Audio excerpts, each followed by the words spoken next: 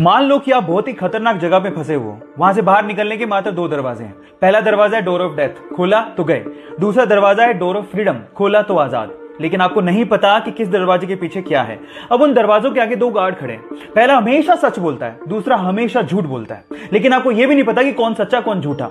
अब वहां से बाहर निकलने के लिए आपको यह आजादी है कि आप हर एक गार्ड से मात्र एक सवाल पूछ सकते हो।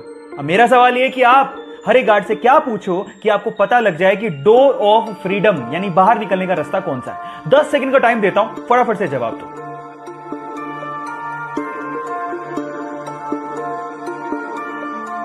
तो चलिए गाइस, मैं आपको जवाब देता हूं। आप ये सवाल पूछोगे हर एक गार्ड से कि अगर मैं दूसरे गार्ड से पूछूं कि डोर ऑफ फ्रीडम कौन सा है तो वो क्या जवाब देगा।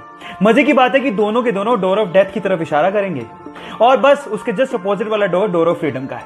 अगर अभी भी आपको समझ में नहीं आया तो चैट सेक्शन में लिखना, मैं दोबारा बता दूंगा। चलिए गाइस, आपकी नॉलेज चेक करते हैं। क्या मुझे बता सकते हैं कि दुनिया में माउंट एवरेस्ट की खोज से पहले सबसे ऊंचा पर्वत कौन सा था? मैं आपको 5 सेकंड का टाइम देता हूं, सोच के बताइए।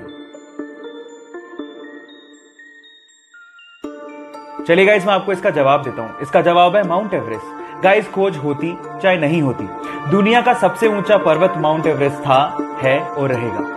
बाय द वे, आपकी नॉलेज के लिए बता देता हूं कि माउंट एवरेस्ट की ऊंचाई 8,848 मीटर है, जिसे इंडियन मैथमेटिशियन राधानाथ सिकदर ने ही नापा था।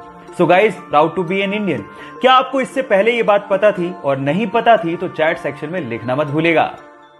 गाइस, फायरफॉक्स ब्राउजर के बारे में तो सभी जानते हैं, लेकिन मेरा सवाल यह है कि फायरफॉक्स ब्राउजर के लोगो में जो दिखाई दे रहा है वो क्या है? क्या वो बता सकते हैं? ज्यादातर लोगों को शायद लगता होगा कि फायरफॉक्स ब्राउजर के लोगो में एक लोमड़ी यानी कि फॉक्स है, लेकिन ऐसा नहीं है गाइस। एक्चुअली इसके अंदर है एक लाल पांडा, जिसे इंग्लिश में फायरफॉक्स कहा जाता है और इसी के नाम पर ही इस ब्राउजर का नाम फायरफॉक्स रखा गया है। क्या इसके पहले तक आपको ये फैक्ट पता था? और अगर नहीं पता था तो चैट सेक्शन में लिखना मत भूलिएगा।